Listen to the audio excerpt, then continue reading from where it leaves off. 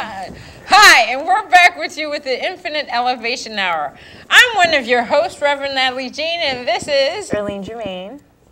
And we're here to give you some spiritual insights, some creative ideas, some spiritual creative ideas, some meditations, whatever comes to mind, whatever spirit will allow to flow. Yes, Natalie is wearing her coat because it's cold in the studio. And I'm wearing my scarf. Because it's cold in the studio. So here we are. So how was your day, Erline? And don't talk about the car. It was eventful. Eventful. Yes. And how was your day?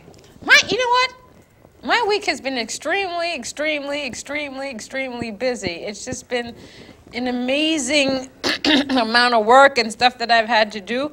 But last week, there was a great manifestation that happened. Okay. I think for myself and for somebody else. It was more for somebody else than me.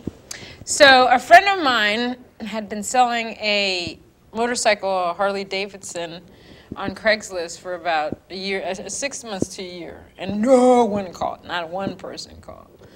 And so this person, my friend, was he was getting sad or depressed about something, I don't know. So I said to him, well, why don't you pray? Why don't you visualize it and stuff like that? He's not really into all that. But I said, okay. I started out the conversation. He said, oh, one day we'll go on a ride on it. And he's like, and I'm like, oh, I guess if you sell it, then we won't be able to go on the ride. And he was like, oh, it probably won't sell. So that's how the whole conversation started. So I said, okay, don't worry about it. I'll take care of it. So the next thing I just asked him, I said, let me confirm. It's on a Craigslist and you want to sell it for $5,500 firm. He says, yes. He says, well, how are you going to take care of it? I said, don't worry about it. All I need for you to do is stop being so negative about saying that the Harley Davidson is not going to sell. So I left, and actually I was on my way here. So I got in the car. I said one prayer, one affirmation, and then I left it in God's hands. But one of the things I did say is that, whoever is going to buy this Harley will have the money, and they will really be interested in motorcycles. It's like their thing.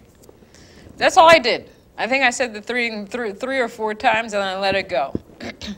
So after we finished here last week, I had a missed call on my phone, and it was the guy, and my friend, and then he texted me. He said, "Oh, you're awesome." And so when I got in the car, I called him, and he says, the first thing he says to me is like, "What did you do?" And I said, "What are you talking about?" He said, "What did you do?" He said, "Did you go put my ad on Google or something like that?" I said, first of all, I've never even seen your ad. I don't even know what your motorcycle looks like. I don't know on which Craigslist you put it on. Mm-hmm. And so he says that somebody called him and wants to buy the motorcycle. Wow. And so this past Saturday, the person came to look at the motorcycle, and my friend stayed firm on his $5,500, and it was sold. Yay, that's a good Was, manifestation, yeah. Natalie. So then after that, it was like, oh, and then Natalie can do all these things. But what was good about it is that he started to realize that he had to be more positive, and, he thanked me profusely, and that, he's like, I got to listen to your shows, I got to do I mean, that one little thing changed his life around, because then all these other things started to happen for him that were extremely positive in his life, and he was extremely thankful. And I said, well, you can do this too, but you have to have a certain mindset for it. You have to believe, you have to know, yada, yada. So that was a good thing. Yeah, thank you. I needed to hear that little pep talk, because I was having kind of an eventful, stressful, overpowering day. Just doing all kinds of things, and the quarter is like wrapping up, and my teacher had asked us to work for a nonprofit for free.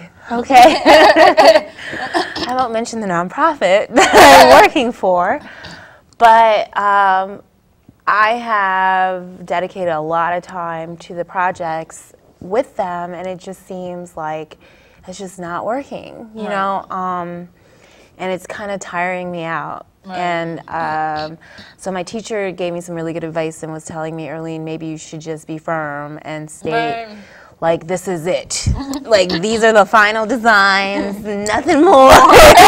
Because they asked me to work on some other stuff, Natalie, and I pulled out, like, an estimate for them, and I was like, well, it's probably going to cost you $200 if you would like an annual report done right away. No, negative. And then they, like, switched up roles and started kind of, like, pounding more work on the other two projects that I was working on with them, because when I went in, it was kind of like an indecision thing. So anyhow, long story short, kind of just sucked it up, and I was like, okay, this is for school. But school is like kind of last week, and I'm like, okay, you know, how do I deal with this? Right.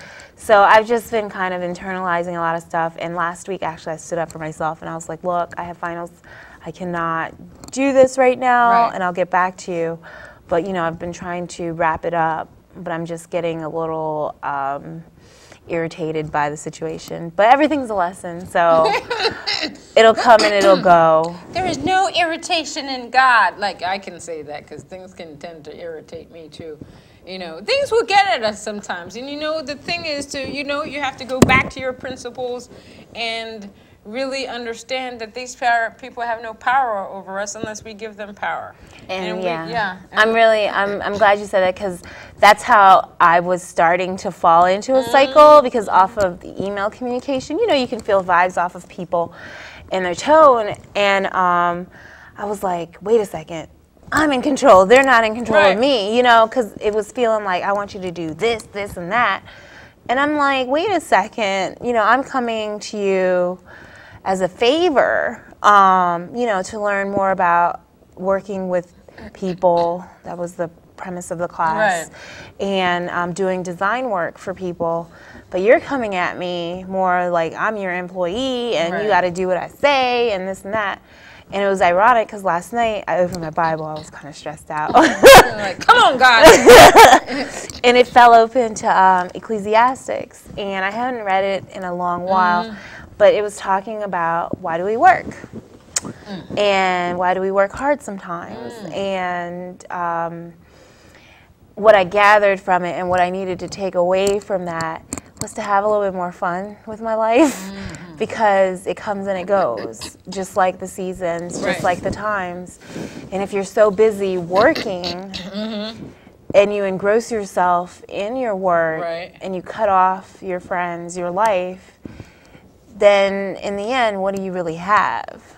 I don't know, it was kind of like a little bit of a wake-up call for me, because I think the point of it was, and it made sense that when you do work, you do, a lot of people work, and when they pass, somebody else takes over their work. No, you know, and then it's like, okay, I worked all this, I don't have children yet, but you know, you don't get to see your kids because you're working.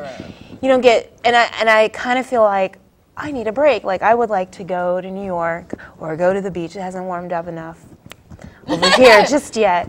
But just certain things that I want to do just to relax, which I know I probably won't relax, so I'll be looking at my phone or emails or whatever. But, you know, it's okay sometimes. I have to tell myself it's okay to relax. Amen. I'm trying to learn that myself. It's funny that you mentioned the aspect of hard work, because before we started doing this show today, when I did my preacher show, I mentioned that about hard work.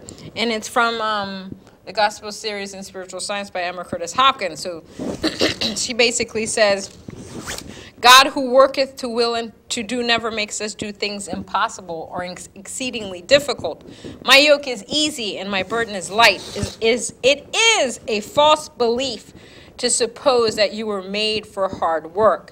It has been hard for people to have the idea that what is expected of them, that they would wear themselves down sick or completely exhausted over anything in all the world. God never wearies. God never works hard. He doeth all things well. Nothing evil must be laid to him. It is a great mistake to think he took away the life of anybody. Therefore, your ministry is the giving forth of that life that fills you. It is the giving forth of that wisdom that fills you. The giving forth is easy. It must not be made hard. If you make it hard, stop and think. God works through me to will and to do that which ought to be done by me. So if you take away that principle, you will see that you're not supposed to be working so hard. If you allow God to work through you, then things will flow very easily. Yeah. But you know, the human side tends to always come in and say, damn, I got all this stuff to do. How am I going to get this done? And then these people want to tell me, what? And then you want to go off on people. Yeah. That sounds like me. And you know, you're constantly working with your principles. It is work, and we are constantly going to work with our principles until we transition from here. And then God said, did not tell you to work with your principles? And then we work in the astral, and then we continue to work, but it'll be a lot easier over there. So today, our current events. So today I have two beautiful topics. Okay. Things that occurred in this past week. We're going to talk about the Steubenville, that rape that happened. And then we're going to talk about this new miniseries that is on the cable network, The Bible. And there's a character on there that apparently looks like Obama, President Obama. And people have been so mad. And the one that looks like Obama is supposed to be the devil. So that has been a huge thing out there in the current events. So the first thing is about this Steubenville rape, where these two high school boys digitally, I have to repeat that because I had to keep reading it to understand, digitally raped this girl and did some other stuff to her, peed on her and all kinds of things. These are high school students. On the computer? You said digitally. No, I'm the fingers. They raped her with their fingers, not with their penis. Oh. Digital. Yeah, I had to read it over. I thought you meant... No, that's what I was like on the computer. No, I mean, I had to read it several times. I'm like, digitally? What are they talking about? Okay. So instead of like penile penetration, is more of the fingers and some other stuff. And so the two kids went to trial, and you know, in the case, CNN has been getting a lot of backlash for this because they tried to portray the girl as a liar. They tried to portray her as a person that always got drunk. You know, in most rape cases, they like to blame the woman for some reason. But what the problem is, and what these, these ignorant kids, these high schoolers do, is they videotape everything, they text everything, so they had, you know, enough ammunition to convict these horrible teenagers, these boys, of doing certain things to this girl. There were plenty of people at the party that saw what happened. They kept quiet until somebody came out and said, oh, no, this is wrong. Or the girl, I think, went and talked about it to somebody. But so the boys were convicted. They're going to be going to juvie for about a year. It's a sad state of affairs. They were prominent football students. Dummies. I call them dummies now because they ruined their life for one night. 16 years old, they're drinking. Now, so, you know, and, you know, they got what they deserve, and one of the kids was actually at the wrong place at the wrong time, and the lives of all three, the two boys and the girl, have been ruined.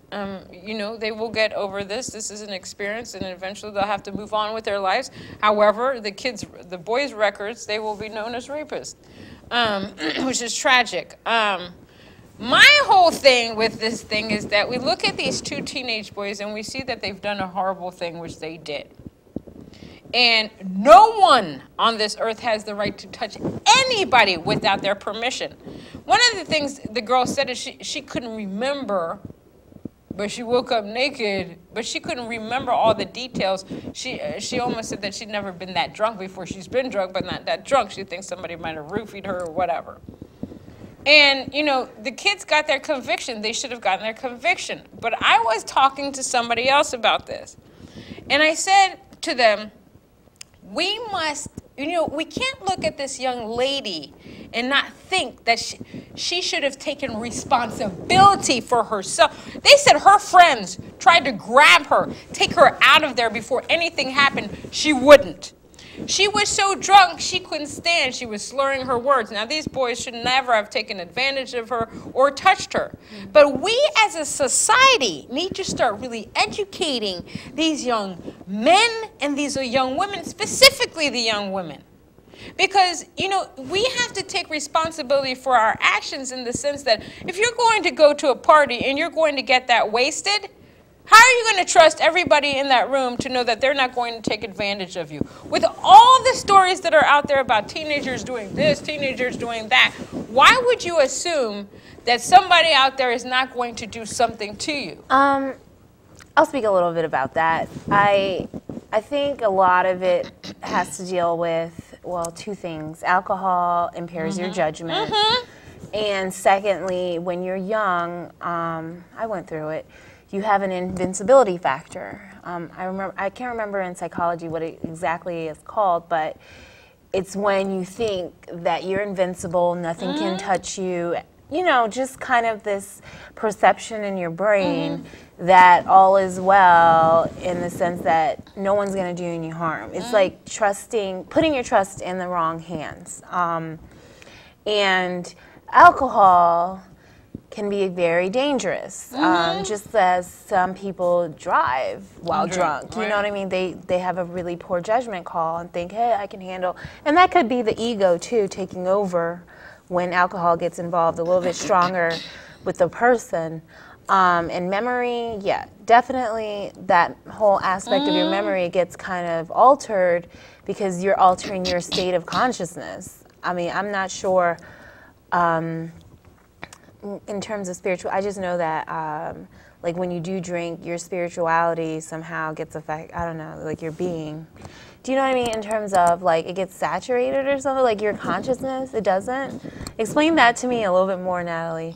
Like what are the effects of alcohol? There's no, alcohol cannot affect the spirit. The spirit is powerful. You can't, what alcohol does to the humanness, I would say more to the human side, is that, you know, like you said, you lose your train of thought. It impairs your vision. It just impairs you. But doesn't it impair like maybe your spiritual voice talking to you? That's what I'm saying. It's like you can't really hear all that, or you hear it and you're just not responding to it. There's no way that you can't hear spirit, no matter what you're doing. Really? There's no way. I don't know, because I feel like, I mean, I'm just trying to, maybe I'm trying to make an excuse for this girl, because I'm like, no, there's no way. There's no way, because spirit works. Spirit's powerful. Spirit's strong. Spirit's supportive. Spirit is love. There's no way that you cannot hear what spirit is telling you. You cannot hear that spirit is working through your friend to tell you it's time to go. You are way too far gone to stay at this party, and you're telling that girl now. It's like free will. Well, I had something like this, not in that scenario happen to me, but I remember I went out with a group of girls, and never really much of a drinker, but one of my friends at the time, she got trashed, and we were at one of the nightclubs down in D.C., I won't mention the name, and this guy came up to her and was like, I know you, blah, blah. She's like, I know. And I mean, I swear, I tried to pull her from him, and she was like, no, I'm fine. And he was like, I'll take her home. And I was like, no, you're coming with me. I tried to drag her, but I think I almost got like security came and tried to take me away from her. And so I was just like, fine, okay. So in front of all these people, you're telling me you're fine. You know, I had to finally just let her make up her mind. And then I remember the next day at school, she was like, how come you let me go home with that guy? I was like, what do you mean? Like, you know, she didn't even remember. And I said to myself, well, I mean, I don't know what I could have done. I thought I did as much as I could. No, you did what you were supposed to. But I felt kind of bad. Still, I don't think anything happened. She didn't tell me anything happened. But just the fact that she probably sobered up, because alcohol kind of runs through your system sometimes, depending on what you're drinking, if you're not continuously drinking it. And then she's like, wait, where are my friends? And why am I with this dude? You know what I mean? So then reality starts seeping in.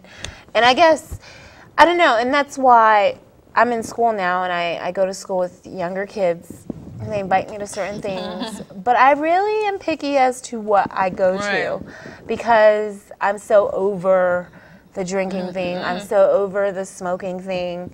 You know, I'm so over the club thing. Like, it's just, you know, I'm more of, I don't want to say a homebody, but I like to do things that I enjoy. As I've gotten older, I don't want to run with the crowd and to be hip or be in. Right. Because I got to a point where I was like, well, why am I going to these things if I don't really like them like that? You know, and I think a lot of teens and younger people get pressured. They're pressured. They try to fit in because they don't know who they are just yet. Right. Well, you know, the debate is, you know, the mom is, obviously her mom is angry and a lot of people are angry, but you have to look at both sides. And the boys are convicted. They should have been convicted. They should never have touched her. But at the same time, this girl needs to be educated. The girls out there need to be educated. Why do you need to drink so much? You know, when you're an adult, after you've had that period of drinking, you know, I drank in college, but I've never been to the point where I didn't know what I was doing. Or if I ever got to that, I think one time I got to that point, but I was in college and I was dating this guy and we had just come back from a restaurant. I don't know how I got in the house. I don't remember getting in the house, but he was a guy that I've been dating for at least a year. I trusted him and stuff like that. Nothing happened to me. But hindsight, when you think about these things, you're like, whoa, what? No, I know. Why even drink that much in college? It's just, it really doesn't make sense. You know, oh, it's the thing to do. You don't even like the beer. You're drinking it because everybody else is drinking it. Now, if I drink something, I'll have a margarita. You know, I have drinks every now and then when I'm out with my coworkers or friends and stuff like that, but nothing on a daily basis. But back to your story, these children were underage. They were so 16. Who supplied them with alcohol? These days, kids, I don't know. These days, kids can get alcohol anytime. That part of the story, I have no clue how they got alcohol. No, I'm just, because I remember when I was in high school, that was a big thing, like a controversy about, who wants to get the alcohol, or let's go into our parents' stuff. And, you know, I don't know why, I guess it's the forbidden fruit type of thing. You want to do certain things. And I knew some kids who even would pay like a homeless person to go to the liquor store and buy. No, and they might have done that. And I can't imagine, you know, this is like over a decade ago. Right. So with technology, they might have it delivered to their door. I mean, I'm just saying, you know, I don't know. So I can't put the blame on anybody. I don't know, but it's got to get to a point where we start educating these teens and like, look, if you're going to do things irresponsibly, at least be responsible and not drink so much where you don't know what you're doing and these things occur. It's not just about convicting these two boys. It's about changing the process of things. And it starts at the home also. You know, parents can't be around their teenager or their kids all the time, and they're going to have to trust them. But at the same time, really, you know, integrate that idea that, look, if you do this, look at these stories. Show them the stories. Show them the vehicles that are bent and broken into pieces after somebody's driven drunk or texting or this, that, and the other. Show them. I don't like to put fear in somebody, but you almost have to scare them to death to realize you don't need to do that. I know for myself that I was afraid. I was like, oh, my parents are going to kill me, this, that, and the other. Even if I was of age, I was thinking the same thing. So, you know, we just have to, there's got to be a lot more spirituality. These kids need to really learn to love themselves and not conform to peer pressure to being part of the group. And, you know, in every era or decade, as we like to say, there is always some kind of, I don't know what it is, the college kids, or not the college kids, but the football stars on the team. They're always the popular kids, and they always want to get with the football team or whatever the kid. Who cares about that stuff? You really need to get to a point where you love yourself, you love what you're doing. You don't have to conform to peer pressure. You don't have to conform to what everybody else is doing. Natalie, that is something I really believe comes with age. No, in the sense of really feeling yourself. Not when I say come with age, or maybe come with someone informing you more about it. That's because it's like until I got older and, you know, I expanded into spirituality and I met people like you and your mom and other people, I didn't really maybe have a strong sense of identity. because of, I could say maybe how I was raised culturally, and then where I am in America, different things of this nature. But it's very challenging for some children, like the child who shot up the children around Christmas. He was socially awkward. You know, people said that. And, you know, not fitting in sometimes and being an introvert is just as dangerous, I think, sometimes for kids. And those who are bullied, and I don't know, it's just, I think it's just a very trying time for the younger generation, and especially in trying to find out who you are or understanding your purpose, because it's not well defined for some of us. Right. Like what we do, because okay, athletes, some athletes, you know, okay, they excel. This is what I'm due. I'm going for it. And I'm not going to talk about athletes too long, but I feel, in my experience, that sometimes athletes feel that they are invincible, and it goes into college because of what they do, Right. and the behind the scenes of what they do, you know, and they get away with a lot of things. But I still think, like, I agree with you in empowering women, young women, on their worth, on the dangers of putting yourself in certain situations. I think we've talked about this at one point. Because, and I remember when I was a freshman, they were like, oh, you're fresh meat. And I was like, what does that mean? You know, naive, right? But, you know, I'm like, oh, okay. Gotcha. Now, you know, checkmate, you know, I understand. But not many, I guess, seniors would go back and talk to freshmen. Right, that was the whole thing. Do you know what I mean? It's just... Well, you know, for me, it comes to this point. There are people that are light bearers now that are here that can come and educate the young ones. And the young ones can change. You know, there are a lot of teenagers out there that are very stable. They don't conform to peer pressure. They don't conform to these ideas. They knew who they are, and they're happy with who they are. And you know, sometimes I think it's parenting, and sometimes I think that they have an inner wisdom, maybe just like Jesus did. But there are people here put on this earth to educate the young, and we just need to, I guess, step it up so these things stop happening in this world. I mean, this whole bullying thing, if you want to get on that topic, the other day I was thinking, you know, all the kids that are being bullied should band together and go against the bullies. And I'm not telling them to shoot them up or things like that, but they need to make a stance. They need to say, what? You're not going to bully us anymore. Rather than, okay, what? You're bullying me? I'm going to take a semi-automatic gun and I'm going to go to school and I'm going to shoot you up. What does that solve? It solves nothing. Because the end result is that kid's either going to kill himself or go to spend the rest of his life in jail. But if these kids that are being bullied were taught, you know, how to love themselves and banded together in front of these people that are trying to tell them that they are nothing, I think that would make the whole difference in the world.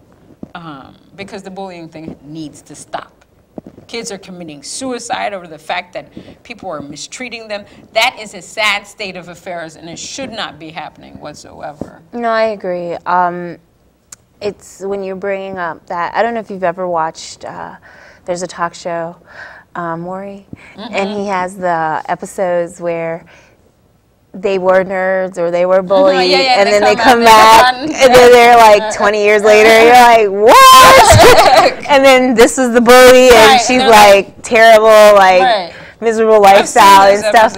And you know, I remember when I used to watch, I was like, man, you just never know what people, and I had that happen actually at a reunion, my high school reunion, my 10-year one of the girls who was kind of socially awkward, she's like completely turn around, you know, I'm like, what? Like, it's like a butterfly came out of the cocoon, and I think a lot of the times those that get bullied don't realize, and the reason I think people attack them or bully them is because there's something about them. Right, that they want themselves. Yeah, you know, or and not, valuing who they are and understanding that little mental twist, Right. you know, can definitely take you far, because if you realize somebody is after you because they actually, I think somebody said the greatest form of flattery is, what is it, is mimicking.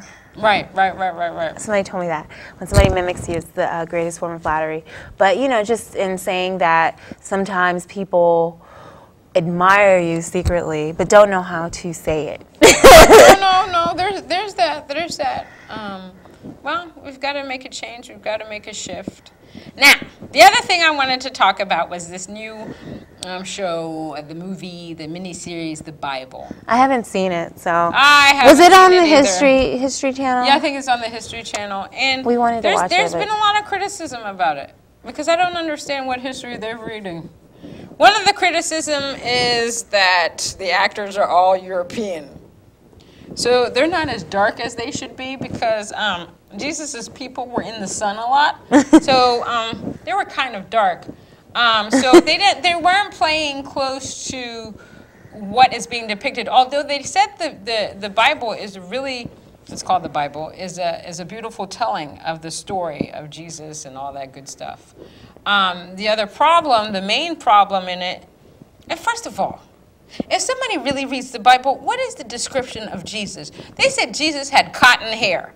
Yet, everybody wants to depict Jesus as having this long, flowy, model-looking hair. It really doesn't make sense. Every single person that depicts Jesus has portrayed him as this person that looks like a rock god, you know, with long, flowing hair that's just sashaying in the sunset. Maybe he's a lot of olive oil in his hair. He has olive oil in his hair, is kinky, and yes, Jewish people, there's some Jewish people that have kinky hair. Yeah, I agree. They come from that black side.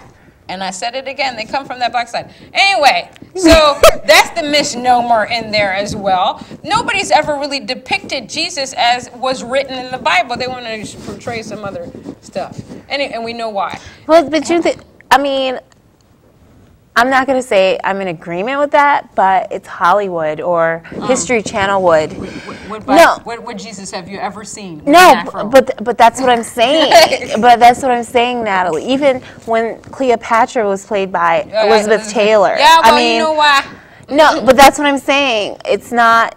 Look how long it took for them to win, Halle Berry to win an Oscar, or Denzel Washington to win. A lot of that thing is changing. But if you're going, but the Bible is so specific. If you're going to show me a miniseries, no, but they want a wide array of people. I think they feel that if that's not going to get that. What wide array? But what I'm saying, I understand. But what I'm saying is, I'm not saying this is my mentality, but I'm saying this might be the producer's mentality. It's all of them, right? That if they cast. They could put dark Jewish people. That's what it is. It's not European people that were walking amongst Jesus' time. They were Jews. They were dark Jews. They were walking, not these people. And that's one of the criticisms. I haven't even watched the show, but I'm just bringing out the criticisms that other people have of the show, is that they're not truly depicting it as they did. You know, I enjoyed when Mel Gibson did The Passion of the Christ. I cried. Oh that my movie God. Was so horrific. It was so graphic. It was so, but he needed to do that. He needed to do that. It was so graphic, though. There were scenes I just could not watch in that. There was a woman I read I actually saw it when I was living in New York, and this woman actually died of a heart attack while watching it. I don't know if the movie did that to her, but she died of a heart attack. I loved it. Now, and I love the actor that played. Oh, he's really good. James Caviezel. I actually watched him on Have this new show. Have you seen his movie, The Count of Monte Cristo? Yeah, love him. Oh, he's on this new show. He's on this new show called Person of Interest. Yeah, I've seen that too. I love him. Yes. He played the best job. Now they darkened him. He's now spiritual. People don't like Mel Gibson because of stuff that he said against Jews, and you know what? You have your right. But that movie was well done, and it was so graphic. I watched the entire thing at the movie theater, but I swore I would never watch it again. I cried so much in the movie theater that I couldn't breathe because what Mel Gibson did is he brought it to you. He brought it to life. You felt you were actually there with Jesus. I mean, you felt... You were carrying that cross with him, dude. And then when he was beat... Oh, that was the scene. That was lashes? Yeah, that was the scene that got me. I was done. I mean, you were done. You were like, oh my gosh. I mean... I couldn't take it anymore. The movie theater, when I saw it, was silent. Silent. You could not utter a word after watching that, or during the movie, you couldn't utter, because Mel Gibson, and Mel Gibson said that the idea for the movie came to him by God. He said he got some type of revelation.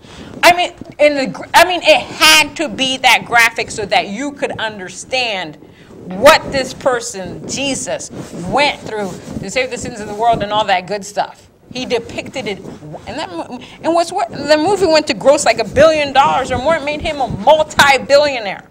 Now, at least he depicted it like that.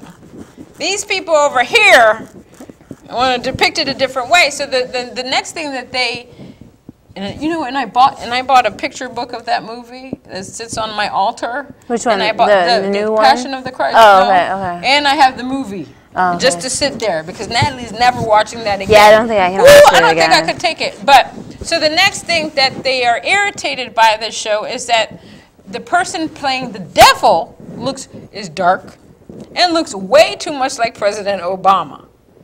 And so they're just like, and you know what? The guy does look like him. It is amazing how much the guy looks like him. And so, you know. Is he American?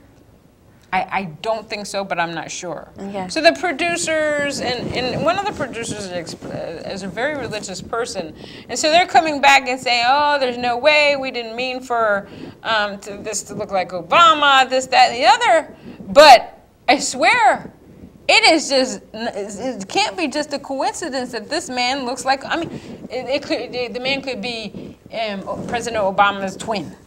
That's how close he looks. And you know, it's interesting, since President Obama became president, there are things that people have done that have been extremely nasty. This person created a toilet paper with Obama's face on it. He worked for a fire department and was giving this toilet paper out so people can wipe their derriere or whatever they're wiping with. The man was fired. Yeah, that's a little inappropriate. A little. It's disrespectful. Mm-hmm. No matter if you wanted him as president or not, he is. And you have to live with it. But to disrespect somebody to that level, it's just disgusting. So now the show is reaping the wrath of that, but I think what's going to happen to the show is that more people are going to look at it because they're going to want to see this thing that is paying the devil or whatever, and see how. Well, they had really done a good job of promoting it initially, and I thought I had missed it. So now I'm gonna try to go back and find it somewhere, because Hulu, you can watch some past episodes. But I remember I was like, oh my God, I have to watch that. Like the way that they had promoted it, you know, it was like, you're going to find the hidden secrets and this and, no, and History Channel, I've watched a few things from them. But then again, I don't really have cable anymore. I have everything online. Netflix allows me, if I want to watch some form of entertainment. But I just think it's interesting that they would take a tale, and some people might say a tale, like a story from the Bible, and recreate it in another way, which they have the right to do. I'm not saying it's, you know, everybody has... That's like I always say, everybody has a different interpretation of the Bible. People have different perceptions from their life experience. This is how they envision it. But I want to talk about a little bit about prophecy, like what you said, Mel Gibson. He said it was like it was given to him. And I honestly believe sometimes things happen like that. I listened to an interview with... I think it was James Cameron, the dude who did Avatar, Yes, and he said the exact, and he said it started back in college, and he was given like bits and pieces, and pieces. And I said, you know, it's all about perception and your intuition. Like, how intuitive are you? Yeah, to listen. Yeah, to listen, but to always like capture, you know, because you could be given it but do you capture it and save it? Do you know what I'm saying? Well, and then you start piecing it together. If it's like a part of who you are, you will retain it. Mm-hmm. But, you know, God gives you free will. So you may decide not to put it out there.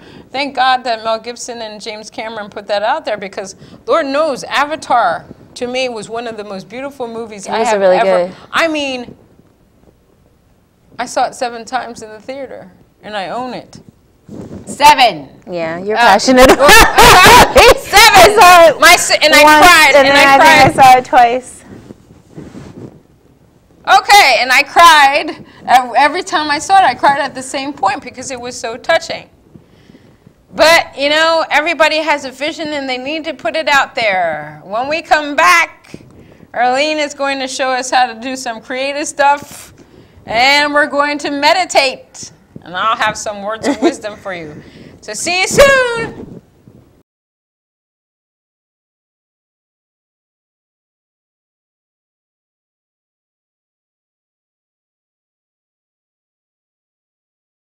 All right, so we're back with the Infinite Elevation Hour, and now Miss Erline Germain is going to show us how to create some creative artwork. Take it away. Thank you, Natalie. I brought back today, again, my Bristol pad. And, of course, you can get this pad at any art store. And I like Bristol because you can do many different things on it, okay? Like you can paint, you can put ink on here, Sharpie. But today, I brought some of my oil pastels. Ooh, very good. And I'm just going to take a handful. I like bright colors, so I'll pick out the ones that I like. And maybe do something for spring. I don't know, I like to draw little flowers. Joy! No. So, since spring is about to bloom, you know, just a little bit of things that I wish I could see soon, like some flowers. I don't know, they've kind of disappeared. Or some sun. Some sun. Okay, we can add that soon. Not really a huge fan of pastels, but they've kind of grown on me because I've had to do some project work with them. The reason I say that because it's a very, very it's kind of like crayons, but it's a little bit different, just in that it feels like there's a little bit more substance to it. Like there's an oily kind of thing that pulls it back and allows the crayon to move. And what you're really supposed to do with them is use them for like shading and blending different colors and making it more realistic. Okay. But I feel like we don't have much time. I'm just going to go as quickly and neatly as possible around here. But I guess I'm looking forward to the cherry blossoms. And my mom, I was talking to her, and she said they got pushed back a little bit because of the weather. Yeah, I think so. They're not coming out so soon. I'm like, well, that's a little tragic because I would love to go out and about and, you know, just envision a nice, perfect day on the tidal basin with some cherry blossoms. Have you ever been on the boat, Natalie? Have I ever been on a boat? On the tidal basin? Little paddle boats? No. Oh, I went one time. It was kind of scary because a helicopter flew by. I'm still alive. Of course you are. I'm not dead yet, right? Okay, so this is just a little pretty little 2-minute flower that came out, and I'll show you in a minute. I feel like it needs a little bit more of some stuff. Okay, we're gonna draw our little sun. You requested some sun, right? Yes. Okay, the sun needs a little bit of work, but and the other crazy thing about pastels is that they carry with you. What I say carry is like, if you're not careful, you'll smudge all over the all over the place. But it's kind of like crayons on a much more edgier path, and I have them mixed in with my colored pencils over here. Finding the time to draw has been a little challenging for me lately with my schedule, but I keep telling myself every day I'm going to do it. I think I just have to do it. Yeah, you gotta make the time. Lord knows I need to make time for so many things. I'm going to do it. You're going to do it? I'm going to do it. I'm gonna split myself in 5 pieces, but I'm going to do it. You're going to do it. Well, I look forward to you doing it. All right, so we'll just make a little tiny one right there. I don't know. It can be something coming up later. It's a baby one. So, all right, so I'll show what I did in a few minutes here. So here we go. I just made a quick little scene in maybe 4 minutes, talking. My little hand drawing for spring. Can't wait for it to come. And again, I just provide these things for the show just to inspire others to do a little artwork. I know sometimes we say we don't have time, myself included, but it's very therapeutic when I do you relax. Do some of it, and then I feel a little bit lighter, and then I'm like, oh, it's not that bad, you know, getting stuck in traffic or whatever, because I get to go home and do some drawing. The other thing that I wanted to share was I have this lovely little meditation book that I had gotten right before Borders closed. You know, I was up in there like freaking out, like, oh my God, the bookstore. I gotta buy books. I know, I'm like such a book person. I think I have to donate some because I'm running out of space. I love books. Let's see. I opened up, I probably need this, to the 33rd meditation called the Golden Key. So I'll read it out loud. Okay. Affirm the following. I shall never be swayed from my true spirituality. Amen. It is beautiful, blessed, loving, and filled with all goodness. To relinquish this blessing would be to turn to ignorance. Carry this golden key with you, pressed into your chest. It has been bestowed upon you by our blessed Mother Asna. Feel that you can pay witness to what you believe, and please pay witness to the God of love. Speak of him often to those who may not want to hear. Not that you necessarily want to convert them, but stop the onslaught of pain and terror that is brought on in the name of God. Stand in witness to spiritual beauty and truth. This is the golden key. Nothing you will ever know is any closer to the truth or any more precious than this. Carry this golden key of knowledge with you. You carry a golden sword and now a golden key as well. You move down into mundane life, knowing that you can reach this peak of spirituality at any time you wish. You can come back to this blessed height, speak to God, and be with him anytime you choose. There are no certain times of the day when he is tired or less receptive to you. He is at your beck and call, residing not only in you, but outside of you. Be free of what you call sin and guilt, totally neutralized in your own beauty. Amen. That was so beautiful. That was beautiful. Oh, look, and I opened to let spirit move through you. That's right, let him move through you. You know, and I've been feeling, and I'm glad that I read this and I picked up this book today because I've been feeling that I need to go a little bit more deeper with myself because I've been giving a lot of myself out there. And I feel sometimes my energy, I don't know about you if you ever get like this, gets a little low just because I've given so much and I've connected with so many. And, you know, you need that little mental, spiritual, physical break from the world. And even when I do take that, you know, for 5 hours or so, like on a Saturday afternoon, I turn to like the TV or something else, and it just, I think, stresses me out even more sometimes. I hear you. Even the computer, you know, and so it's like really want to take, I think I've heard some people say they disconnect. Yeah, they disconnect totally. From phone, television, computers, landlines, friends, just to go within and to be still in the silence. And I'm a night owl, so I used to enjoy at night staying up and drawing and stuff, but my schedule, I have to get to bed sometimes because I have to wake up early. But I just remember those like warm summer nights when I'm up you know, and I'm just doing my thing, and I don't know, there's just something about that time. And so I'm really, really, I don't know what it is called, but when you're like itching for some warm weather to roll around and enjoy, you know, some of these times. I guess freedom. I pulled that card this morning too, but anyhow. Amen, Erline. Thank you for that. It's always wonderful to learn some new things from you. And I hope other people pick up or continue their drawing journey or their drawing journals.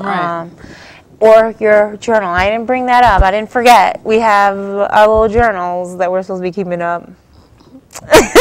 That's right, journaling. Journaling is a beautiful thing. So what have we learned today? We've learned that we don't have to work so hard. You know, you have to allow God to work through you, as you, and for you. You got to love yourself, love yourself, love yourself. Don't give in to peer pressure. Don't give in. I mean, you can have peer pressure as an adult. You know, people are always trying to sway you to be like them. Haitian communities like that. So love, love, love yourself. Be true to yourself. Be true to your surroundings. And if you have a passion, do it. Now, the passion has to be a positive thing, because every time I say that, I always feel like I have to say it's got to be positive, because some people may have a passion for killing. I'm talking about passion for being positive and loving and harmonious and peaceful, passion for giving, passion for doing, knowing that you are powerful and all giving, and you have the strength, and God is your support at every moment of the day.